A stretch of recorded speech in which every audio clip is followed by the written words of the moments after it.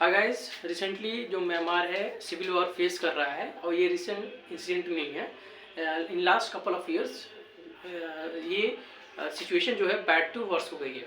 Initially जब general election हुआ था म्यांमार में, उस समय आंग सैन सू की जो थी, जो कि एक नोबेल लॉरिएट भी हैं, उनको नोबेल प्राइज़ मिला हुआ है फॉर पीस।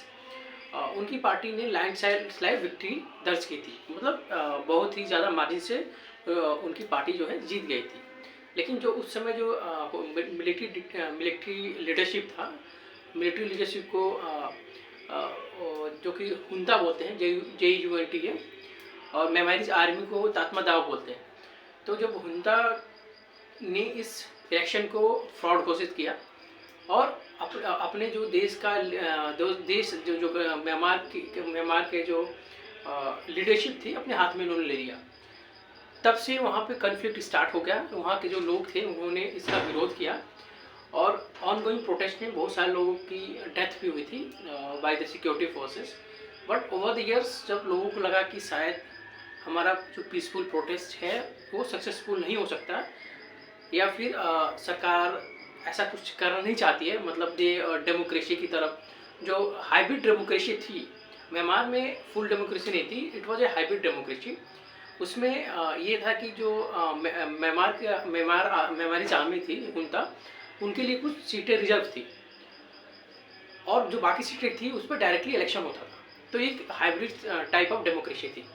लेकिन जब लोगों को लगा कि जो मिलिट्री लीडरशिप है उस सिस्टम को भी कंटिन्यू नहीं करना चाहती, तो उन्होंने अपना रेबल ग्रुप जो था बनाना स्टार्ट किया और इसका विद वेपन इन्होंने विरोध करना स्टार्ट कर दिया। इसी की वजह से जो म्यांमार में अब सिविल वॉर की सिचुएशन ऑलमोस्ट हो चुकी है और बहुत सारे जो बॉर्डर एरियाज हैं लाइक इंडिया टू म्यांमार और चाइना टू म्यांमार, तो ये सब जो एरियाज हैं वहाँ पे कन्फ्लिक्ट हो रहा है।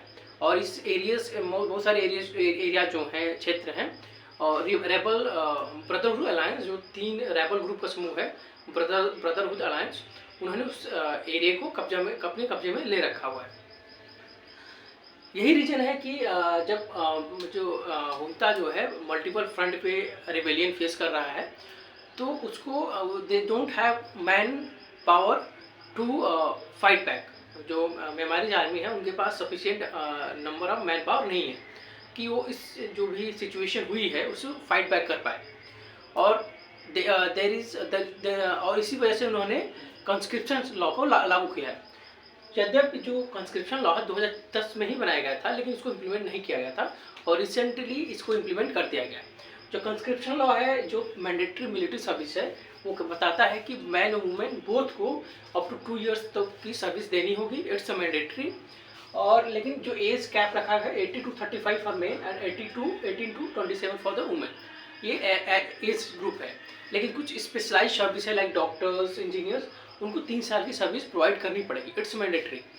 अगर कोई भी इस लॉ को फॉलो नहीं करता है, वायलेट करता है, तो उनके लिए प्रिजन टर्म है सेम ईयर, मतलब जितने वर्ष की उनको सर्विस करनी है, अगर वो वायलेट करते हैं उतने ईयर का उनका जेल टर्म होगा। तो ये सब इम्पोर्टेंट फैक्ट्स हैं।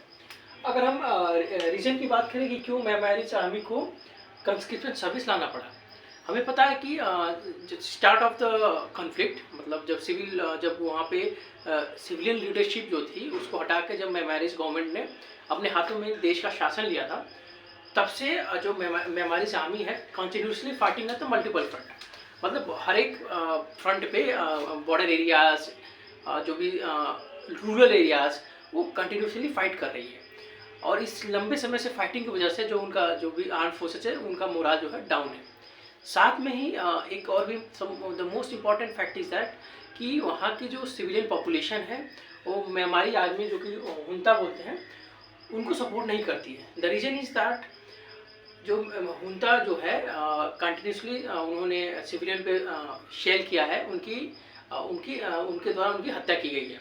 इस वजह से जो उनके लिए कोई सिंपैथी नहीं है और जो भी कॉमन लोग हैं।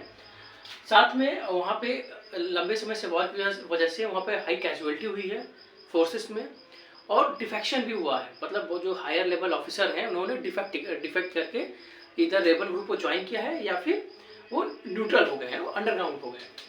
साथ में सबसे इम्पोर्टेंट फैक्ट ये है कि जो नए रिक्रूट उनको चाहिए थे, जो मैन पावर चाहिए, उनको मिल नहीं रहा है, क्योंकि जो सिविलियन पॉपुलेशन है हमारी आर्मी को सपोर्ट करना नहीं चाहती है, इसलिए जो नए यंग पीपुल हैं उनको सपोर्ट करना नहीं चाहते हैं। तो ये सब जो है इम्पोर्टेंट फैक्ट्स हैं म्यांमार के नए कंस्क्रिप्शन सर्विस के। धन्यवाद।